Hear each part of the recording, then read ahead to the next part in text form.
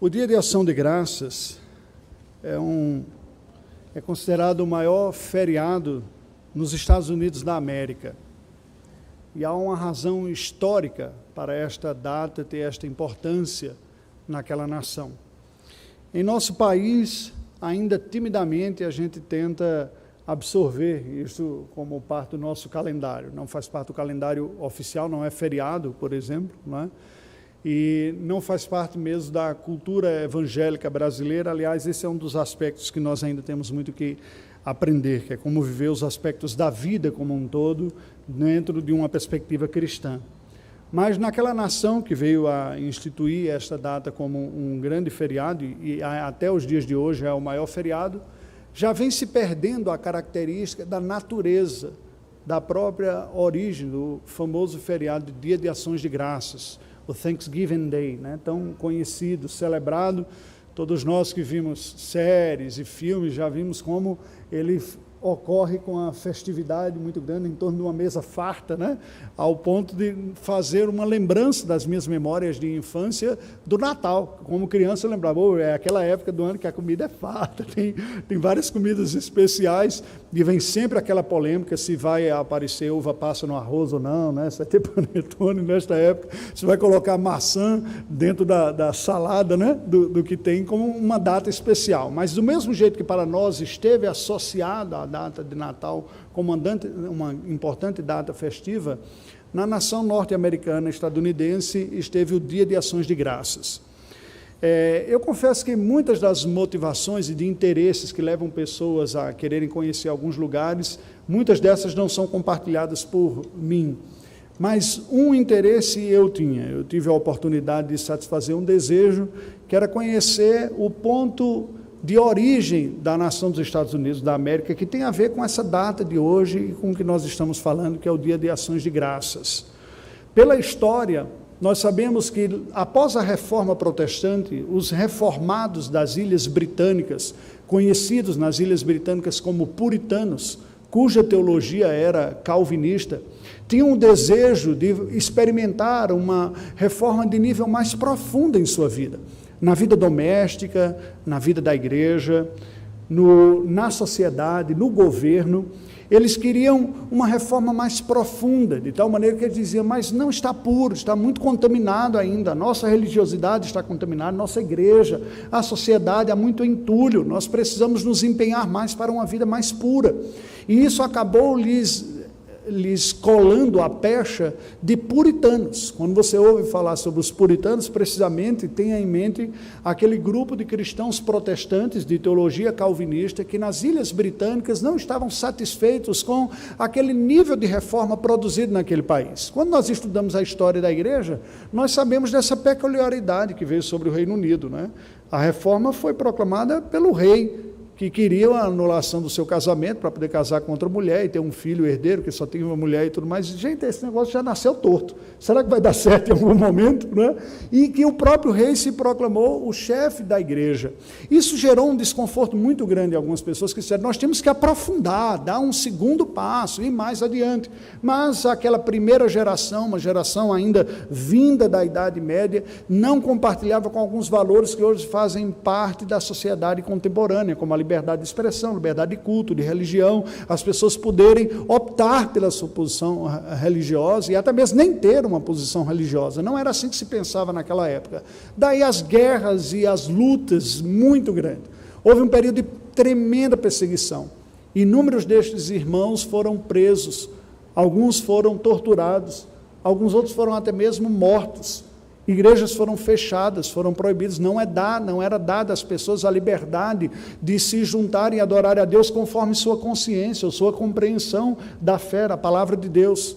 Eu creio que uma boa parte de nós já ouviu falar na famosa obra O Peregrino, de John Bunyan, né? Que é a segunda obra mais conhecida ou mais vendida no mundo ocidental, depois da Bíblia, que é o best-seller universal, e que foi escrito por um puritano, alguém que foi preso por causa das suas convicções e que experimentou momentos muito difíceis. Como era possível para essas pessoas seguirem adiante, acreditarem que havia motivos de se esforçar, de adorar a Deus, de seguir ao Senhor? Resultado é que a situação ficou praticamente insustentável.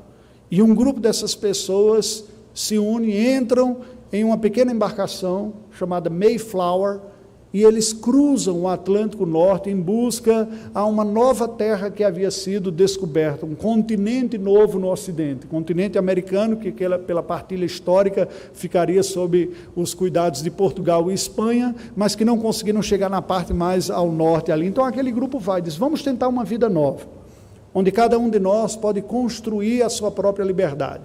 Aqui está a gênese da nação conhecida como Estados Unidos da América, que num primeiro momento era dada uma liberdade para que cada grupo encontrasse o seu espaço. E eles ficaram em torno de colônias.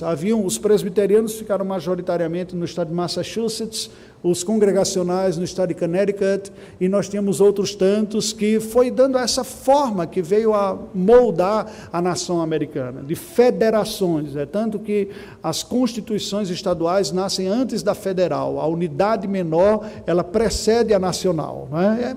Só para fazer uma ambientação. E aquele grupo, então, aporta na cidade de Plymouth, no que depois veio a ser a chamada cidade de Plymouth, e há hoje, eu tive a oportunidade de conhecer com a minha família este lugar, esse era um dos pontos que eu gostaria de ver onde nasceu, onde os nossos ancestrais da fé, os puritanos, calvinistas, pisaram aqui para construir este lugar.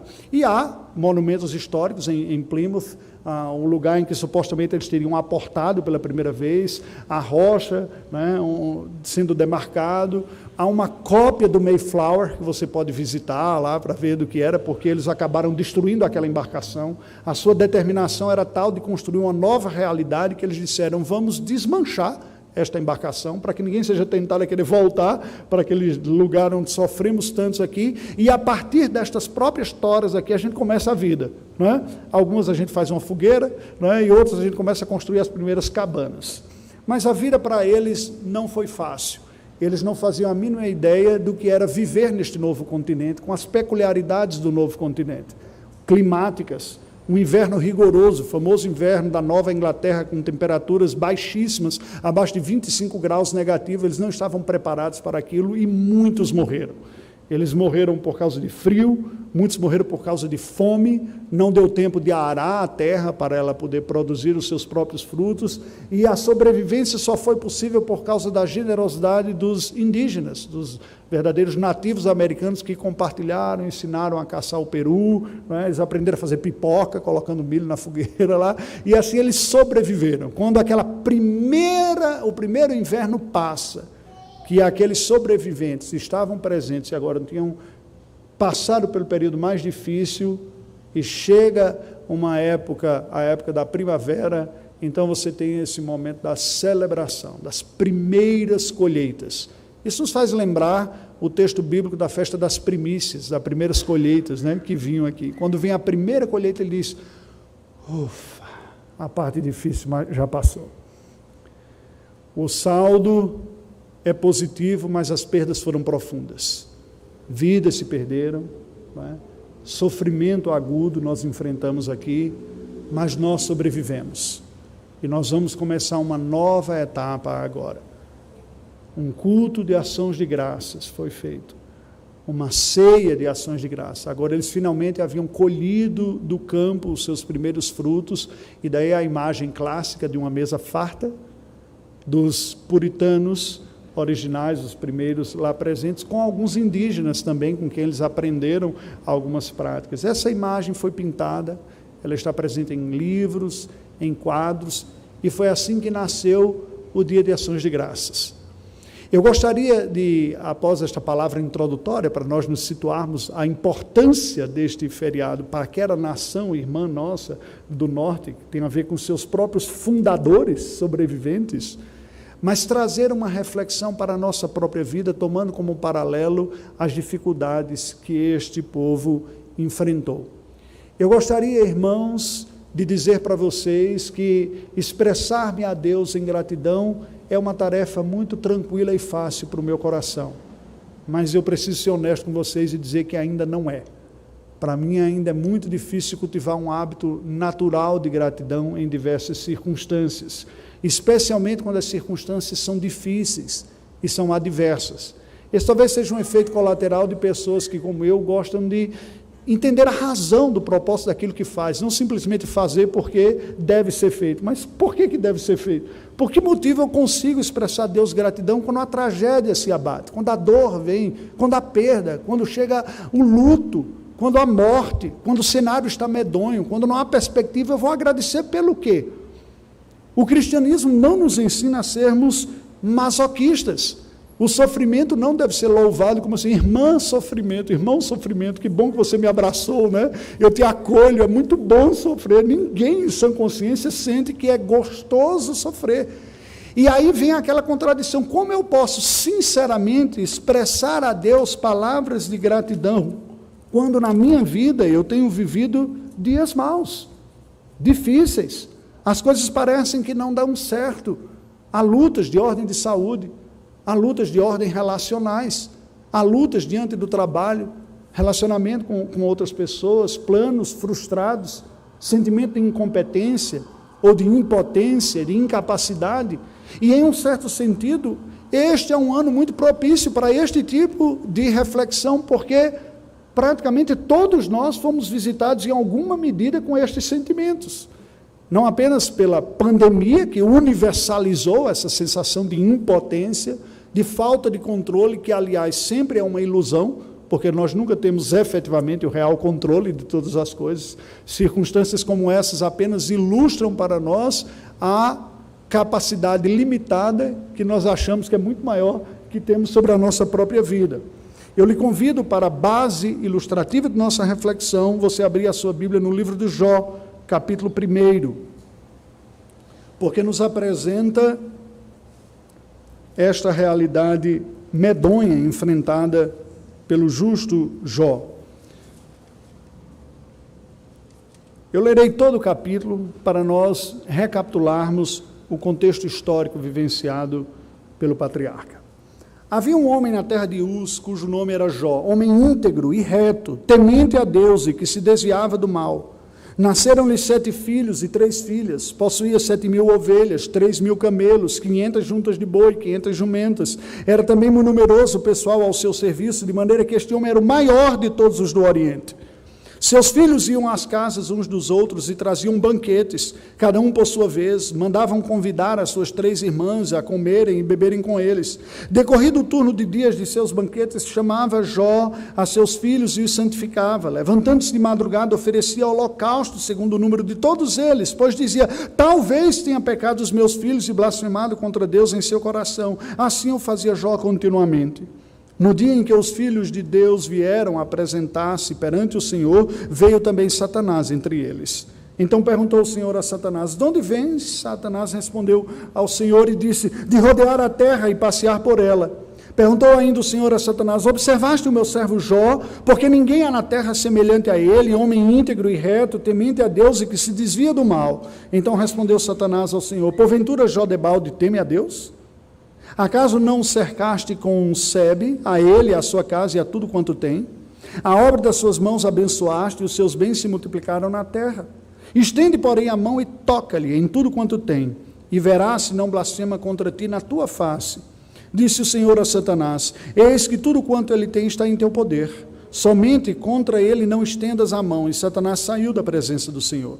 Sucedeu um dia em que seus filhos e suas filhas comiam e bebiam vinho na casa do irmão primogênito, que veio um mensageiro a Jó e lhe disse, os bois lavravam, as jumentas passeam junto a eles, de repente deram sobre eles os sabeus e os levaram, e mataram os seus servos ao fio da espada, só eu escapei para trazer-te a nova.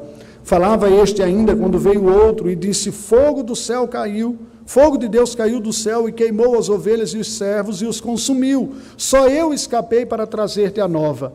Falava este ainda quando veio o outro e disse, dividiram-se os caldeus em 3 bandos, deram sobre os camelos, os levaram e mataram aos fios de espada, aos servos, ao fio de espada, só eu escapei para trazer-te a nova. Também este falava ainda quando veio o outro e disse, estando teus filhos e tuas filhas comendo e bebendo vinho, em casa do irmão primogênito, eis que se levantou o grande vento do lado do deserto e deu nos 4 cantos da casa, a qual caiu sobre eles e morreram, só eu escapei para trazer-te a nova. Então Jó se levantou, rasgou o seu manto, rapou a cabeça, lançou-se em terra e adorou. E disse: nu saí do ventre de minha mãe, e nu voltarei. O Senhor o deu, e o Senhor o tomou. Bendito seja o nome do Senhor. Em tudo isto Jó não pecou, nem atribuiu a Deus falta alguma. O nosso propósito, o meu propósito hoje não é fazer um sermão expositivo de todo este capítulo. Ele demandaria nos debruçarmos em vários detalhes que tem aqui, são muito ricos. Eu gostaria de focar na reflexão sobre como é possível expressarmos gratidão a Deus nos dias maus. Como é possível? Você pode dizer: pastor, é possível. É só abrir a minha boca e dizer: Senhor, eu te agradeço. É só nós fazermos como nós fizemos aqui. Cantamos um hino, está na liturgia, você nem pode cantar outra coisa, né? Você não pode chegar, não, eu vou cantar Santo, Santo, Santo, porque você vai cantar com os outros, né? Então a gente canta. Bem, se você é daquelas pessoas que não consegue simplesmente cumprir uma programação sem estar conectada a ela, de seu coração, você vai sentir desconforto em alguns momentos, inclusive da adoração. Sabe aquela ocasião que as palavras que são cantadas, elas são tão belas que você diz: isso não está expressando muito o que está ocorrendo aqui dentro do meu coração. Deus tenha misericórdia, eu estou cantando até num ato de fé, me ajuda um dia a acompanhar isso aqui que eu estou dizendo. Porque alguém já falou que o momento em que a igreja mais mente é quando está cantando. Porque as letras da música são tão belas e nem sempre o nosso coração estão expressando as mesmas realidades. Aí você diz: mas não seria hipocrisia cantá-las? Não, se você está querendo demonstrar, seria se você está querendo demonstrar que é exatamente o que ocorre no seu coração, mas não se você o faz num ato de fé, quase como uma oração de petição. Senhor, eu quero chegar nesse ponto, eu preciso da tua graça para cantar de alegria, com a alegria do meu coração, essas convicções, que são verdades, mesmo que eu não as esteja conseguindo acompanhar. Elas são verdades independentes do meu coração acompanhar, as minhas afeições, minhas emoções estarem seguindo. Como cristão, nós somos constantemente desafiados para olharmos para o nosso próprio coração, para aquilo que de fato está dentro de nós e confrontarmos com a verdade bíblica. E pela graça do Senhor, se formos assistidos pela iluminação do Espírito Santo, haveremos de muitas vezes perceber que Deus nos está exortando para uma aproximação daquilo que nós afirmamos crer. Mas as circunstâncias muitas vezes revelam outras coisas dentro do nosso próprio coração. É impressionante o relato do capítulo 1 do livro de Jó. A despeito dos detalhes que são ricos aqui, sempre que eu leio esse capítulo, eu fico imaginando qual seria a minha sensação se experimentasse uma pequena fração do que aquele homem experimentou, sem tréguas. O texto sagrado nos diz que uma notícia chegava, não dava nem para processar, o mensageiro não da boa nova, não foi evangelho nenhum que foi dito aqui, mas da má notícia, ainda estava ofegante, terminando de dar o recado, quando via um próximo trazendo uma outra notícia trágica, de perda dos seus bens, do seu animal, da casa, dos seus filhos, da lavoura. Uma notícia atrás da outra, sem dar tempo de processar. Você já experimentou algum momento semelhante à sua vida? Em sua vida? Ainda que numa proporção menor? Quando você recebe uma pancada da vida, e você diz: eu não sei se eu vou conseguir superar, e quando você está tentando se recuperar, vem outra pior do que aquela primeira, e você diz: essa daqui vai me prostrar mesmo, Deus me dá força, e você junta toda a sua energia, sua força, e fé, e diz: Senhor, vou adiante, é mais um passo, e quando você dá, vem uma terceira que te joga mais para trás ainda. Já passou por isso? Como é possível, diante de tantas situações difíceis, um homem dizer em sã consciência: nu saí do ventre da minha mãe e nu voltarei. O Senhor o deu, o Senhor o tomou, bendito seja o nome do Senhor. Como é possível? Eu me lembro que neste ano, quando estávamos fazendo a leitura deste texto, na nossa devocional familiar, Quando terminei essa leitura, Felipe, o meu caçula, se virou e disse assim: Jó falou tudo aquilo e não pecou? Porque quem não conhece a história bíblica, a gente só ouve a fama da paciência de Jó, né? E a gente formula nessa infantilidade predominante no meio evangélico, de que espiritualidade é você tirar tudo de letra. Existe essa ideia presente no imaginário popular evangélico. Por mais madura que sejam as pessoas, eu percebo que há isso. Em um dado momento, havia em uma quantidade significativa na minha própria vida também. Não é? A pessoa espiritual é aquela que parece que ela está caminhando em nuvens, ela nunca pisa na terra. Você não tem essa sensação? Algumas pessoas que veem assim, ela caminha sempre em nuvens. Glória a Deus, aleluia, louvado seja o nome do Senhor. Ela tropeça numa pedra e faz um poema, igual o Carlos Drummond de Andrade, né? Havia uma pedra no meio do caminho. Eu disse, gente, que gracioso. Irmãos, eu gostaria de ser assim, mas eu confesso para vocês que eu não consigo, não. As dores doem, vem luta, lamento, choro. Essa imagem demonstra uma imagem de uma espiritualidade como de um super-homem. Se fosse possível a nós responder positivamente em toda circunstância da vida, nenhum de nós precisaria de Salvador. Bastaria a gente estudar, aprender, tomar vergonha na cara e tomar as decisões certas. O Salvador foi enviado porque nós somos incapazes. Mas isso não elimina a pergunta. Mas ainda assim, como é possível alguém enfrentar tudo isso tendo um Salvador? Porque eu acho, mesmo tendo Jesus na minha vida, tem hora que eu tenho a sensação que eu não vou dar conta. Não são poucas vezes na minha vida que eu venho à igreja, ao culto, pela obediência. Eu não venho com meu coração cheio de gratidão e alegria, e quando vem os irmãos cantando com muita alegria, dá até raiva. Diz, vai para o lado de lá, aqui é o lado da lamentação. Hoje eu estou muro das lamentações. Mas preste atenção, e essa é a dica para nós entendermos, inclusive, os outros capítulos do livro de Jó.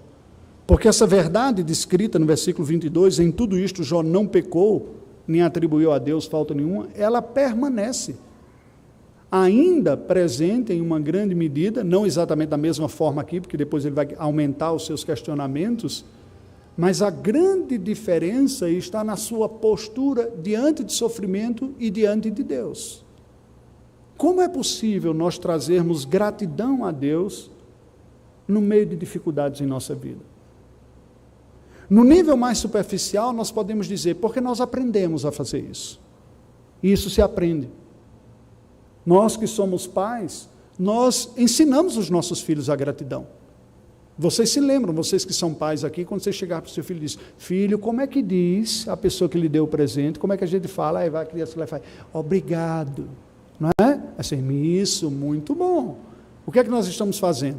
Ensinando a gratidão à criança. E quando ela não se comporta, a gente pode se sentir até ofendido, assim. O que as pessoas vão pensar? Que eu não estou ensinando meu filho a ser educado, né? Não é a forma mais piedosa de nós olharmos.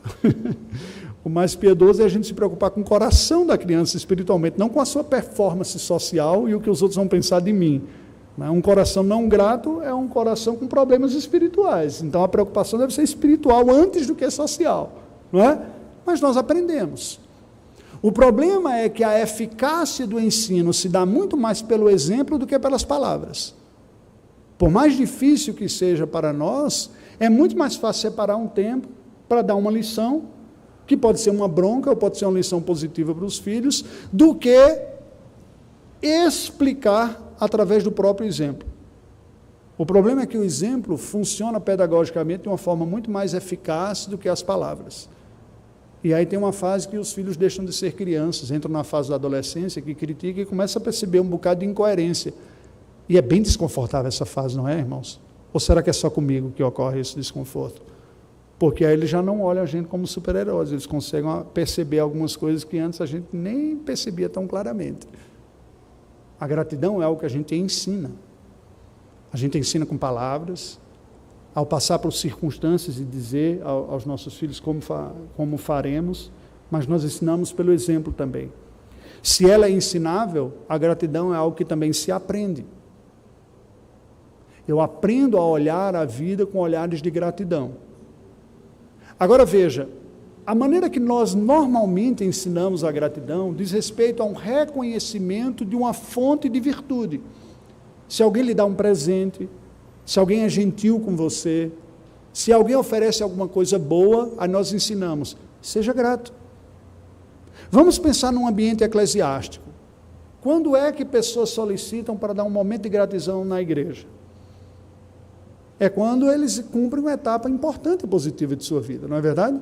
Um culto de ações de graças pela colação de um curso que eles fizeram, um culto de ações de graças pela recuperação de uma cirurgia. A pessoa se meteu em cirurgia, havia um risco de morte, pastor, eu quero dar um culto de ações de graças a Deus.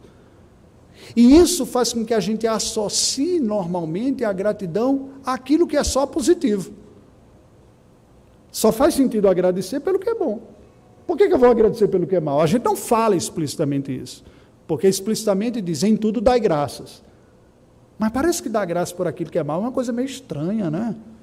Assim, eu vou dar graças por sofrer? Eu não. Eu vou dar graças se alguém me convidar para um churrasco na casa dele. Agora a pessoa me convida para passar um dia de jejum na casa dele, eu não vou agradecer, não. Ninguém merece, né? Então veja que a gratidão é algo que se aprende. O problema é que o ensinamento comunica o contexto da gratidão também. E normalmente nós associamos a gratidão somente àquilo que sentimos prazeroso e positivo. Não há lugar na nossa didática diária para a gratidão para aquilo que não nos dá prazer ou que não foi uma contribuição perceptivelmente positiva de progresso, a conclusão do curso, a recuperação, seja lá o que for. Aí vem um segundo ponto. Nós agradecemos a Deus não apenas porque nós aprendemos pelo conhecimento, mas também porque nós obedecemos, pela concordância. A Bíblia diz, em tudo dai graças. Então eu vou dar graças por isso. Já passou por situação desse tipo? Dentro você está questionando, você está revoltado, qual o propósito disso? Eu não entendo, mas a Bíblia diz, eu vou fazer pela fé. Aí o cara age quase que num ato de incoerência, de um salto de fé. Né? Eu vou fazer, mas dentro não faz sentido. Mas como eu sou obediente, o cristão deve obedecer, então eu vou fazer. Aí sabe aquela hora que você conversa com os filhos assim e diz, peça perdão para o seu irmão, dê um abraço, dê um beijo, quando eles são menores, né? Diga que ama e eles fazem com aquela cara de satisfação. Nós não mudamos muito, nós apenas sofisticamos um pouco mais para não parecer tão caricato. Senhor, eu te agradeço pelas bênçãos que o Senhor deu na minha vida nesse ano. A pessoa, ano desgraçado, ano de Covid, perdeu o emprego. E eu venho aqui, eu estou agradecendo aqui mesmo, eu estou pela obediência. É bom que nós sejamos obedientes, mas a obediência sem compreensão não tem a mesma potência, o mesmo poder, e não expressa o brilho no olhar e a sinceridade de um coração compreensivo que adora. O que me chama a atenção nesse texto é precisamente quando ele diz que, no versículo 20, que Jó se levantou, rasgou o seu manto, um sinal de humilhação e de tristeza naqueles dias, rapou a cabeça, se lançou na terra e adorou. Ele não apenas aprendeu a gratidão, aqui é uma época que não havia texto bíblico, a época de Jó remonta à época patriarcal. Os primeiros livros da Bíblia foram escritos apenas por Moisés, no período posterior, portanto, todo o conhecimento de Deus era oral, era passado geração após geração. O que ele aprendeu, aprendeu dos seus antepassados, dos seus pais, dos seus avós, e ele não apenas aprendeu estas ideias, mas ele colocou em prática, ele obedeceu. Mas o que me chama a atenção no texto é que a Bíblia diz que ele adorou ao Senhor. Adorou ao Senhor num contexto de perda, de luto, de sofrimento. Não há melhor termômetro da nossa condição espiritual do que a sinceridade e o fervor na nossa adoração em ocasiões de frustração, de perda e de dor. Estas situações como a provação E por isso que Tiago diz, tendo por motivo de toda alegria o passar por várias provações, porque ela produz a obra completa, elas têm o poder de trazer para fora aquilo que estava escondido, e muitas vezes da própria pessoa. Porque, irmãos, sinceramente, se nós olharmos para um ato de ações de graças por benefícios recebidos, eu vou provocar um pouco vocês com uma pergunta aqui. Não seria muito diferente de igrejas esquisitas por aí que promovem cultos de reuniões de prosperidade, de sucesso, seja lá o que for. Não é muito diferente. Você pode se orgulhar e dizer, gente, não é como aquelas igrejas lá não, eles fazem campanha disso, para ter isso, aquilo, outro. Bem, como presbiteriano, é impossível você ter a teologia presbiteriana e cair nessas palhaçadas, desculpe a expressão. Mas não é impossível você dizer, como presbiteriano, eu vou o caminho duro, do esforço, da dedicação, da seriedade, de trabalhar duro, de estudar, de levantar cedo. E aí, depois eu recebo a recompensa e venho agradecer a Deus por tudo que eu tive. Qual é a diferença dessas duas posturas? A primeira diz, vale tudo desde que eu receba o benefício. E por isso que eu posso fazer todo tipo de campanha, negociar com Deus, eu dou dinheiro para comprar a bênção, como se Deus fosse um gigolô espiritual, né, que se vende por alguns trocados aí para abençoar. E o segundo, ele tem a restrição ética mais apurada, ele diz, não dá para fazer isso com Deus, ele é meio exigente, assim, ele percebe, não é? Mas se você fizer o trabalho duro, se levantar cedo, orar, ser honesto, amar sua esposa, dar um beijo aos seus filhos, dizer Deus te abençoe, né, não ultrapassar no trânsito, se fizer toda essa regra, aí você vai ser uma pessoa abençoada. Tanto um quanto o outro estão usando Deus para os seus benefícios. O coração está cheio de gratidão, não precisamente, necessariamente a Deus, mas pelos benefícios recebidos. Só que a pessoa pode não perceber isso, e dizer, não, eu venho aqui, eu dou graças a Deus que eu passei no concurso, pastor, vou lá na frente e falar, ok. Aí o governo baixa uma portaria e diz, acabou a estabilidade, vai ter um corte e a pessoa é demitida. Aí eu quero ver aqueles que tinham tanta gratidão a Deus, como é que vai ser suportável? Minha vida toda eu tive certeza que estava segurada a minha vida pela estabilidade.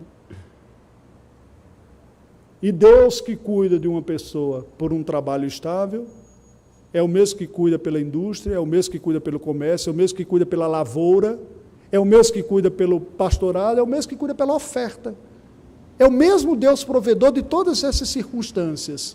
Mas por que algumas pessoas se sentem mais seguras em certos contextos e menos seguras em outros contextos? A pergunta é, a gratidão é pelo que mesmo? É por qual motivo? É por Deus ou é pela circunstância? Este é o terceiro nível que nós aprendemos aqui. Eu não apenas aprendi a gratidão, eu não apenas entendi o conceito que o cristão tem um coração grato, mas eu entendo que a gratidão é porque ela demanda e ela pressupõe uma confiança no Deus provedor. E como fruto, preste atenção, a gratidão cristã, como fruto de fé, ela pode estar presente, e haverá de estar presente, mesmo no cenário difícil, porque nós não estamos agradecendo as circunstâncias. A expressão de gratidão é a expressão de confiança no cuidado de Deus, a despeito das circunstâncias. Ele continua sendo Deus, ele continua sendo poderoso, ele continua sendo bom, embora o cenário diga tudo o contrário. Vivo uma circunstância da minha vida que não é fácil, mas Deus continua no trono, continua sendo soberano, continua sendo bom e continua estando presente. E, portanto, se mostrando suficiente para a minha vida seguir adiante. O que eu preciso para ser feliz? Eu preciso das circunstâncias positivas, então não é Deus o esteio da minha alma. E neste sentido eu não sou muito diferente de outros tantos interesseiros, que buscam a Deus pelo que Ele pode oferecer, e não por quem Ele é mesmo na sua própria pessoa. Queridos, eu comecei falando da origem do Dia de Ações de Graças. Um grupo de pessoas que perdeu inúmeros parentes e conhecidos pelo rigoroso inverno início da vida na Nova Inglaterra. Os sobreviventes passaram aquele período mais medonho e tiveram os sinais dos primeiros frutos vindo da terra. E como um primeiro ato, marcaram e instituíram esse que passou a ser o maior feriado dos Estados Unidos da América, que hoje está bem secularizado, como expressão de gratidão. Mas foi uma gratidão que foi expressa a Deus, que foi precedida de lágrimas, precedidas de luta, precedidas de incerteza se a vida continuaria. Afinal de contas, tombou gente à direita e tombou gente à esquerda. Serei eu mais um a tombar? O Senhor me deu graça, eu sobrevivi. Ele continua sendo bom. A gratidão é possível nos dias maus e difíceis, quando se crê em um Deus providente. Ele é soberano, Ele tudo dirige, Ele tem todo o poder, mas um Deus providente também é bom. E Ele sabe usar, inclusive, o mal para o nosso bem. Ele sabe usar as circunstâncias do mal para produzir em nós algo bom que nós nem sequer tínhamos noção que necessitávamos. Nós podemos ser privados de algumas coisas que no sentimento natural são positivos e seriam possíveis, como saúde, condições naturais melhores aqui na vida.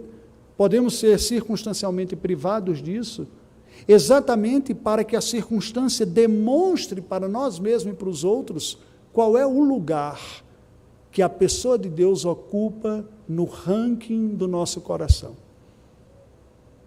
Eu comecei falando que eu gostaria de dizer para vocês que a gratidão é algo fácil na minha vida, e falei que não é.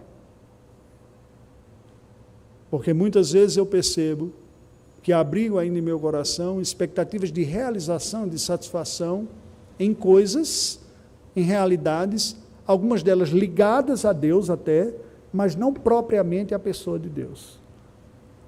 Se alguma coisa lhe rouba a paz, a segurança, a tranquilidade, ou até mesmo a capacidade de viver pela fé, crendo, não olhando as circunstâncias, isso é uma evidência de que estas coisas estão crescendo no seu coração para ocupar o lugar de Deus. A gratidão nos dias maus é difícil, mas é possível, quando ela vier como fruto do exercício da fé. Confio em Deus. Quando ela vier como fruto de que Deus sabe o que faz, e como diz o sertanejo, nós é que não sabe o que diz. Ele sabe o que faz. E eu concluo esta mensagem citando 2 textos bíblicos que para mim sempre foi muito difícil entender. Eu sabia que era a palavra de Deus porque está na palavra, foi inspirado pelo Espírito Santo, eu disse aqui é Bíblia, é verdade, mas para mim é muito difícil entender. O primeiro deles já citei, quando o Tiago disse, tendo por motivo de toda alegria o passar por várias provações, isso nunca entrou direito na minha cabeça. É demais, né? A alegria, dizer, estou alegre, porque eu estou passando provação. Para mim, essa pessoa era meio tonta, não era espiritual. Estou confessando para os irmãos aqui, né? Não, gente, tem que ter um sentido nisso aqui, que para mim não faz sentido você estar alegre. Não, eu aceito, Deus é soberano, Ele é bom, lá no final vai ter um bom propósito, sabe aquele negócio, tá bom, vamos enfrentar a aprovação. Isso é bem diferente de fazê-lo com alegria, não é verdade? Mas o texto sagrado diz, porque a aprovação tem uma ação completa. O que o autor está dizendo é, Deus está trabalhando em você, para que por meio dessa aprovação você saia melhor, mais dependente dEle, experimentando mais um poder e uma competência que não são suas, é de Cristo na sua vida. E veja que precisamente foi isso que aconteceu com Jó. Ele termina o livro dizendo, bem sei que tudo podes, nenhum dos teus planos podem ser frustrados, soberania de Deus.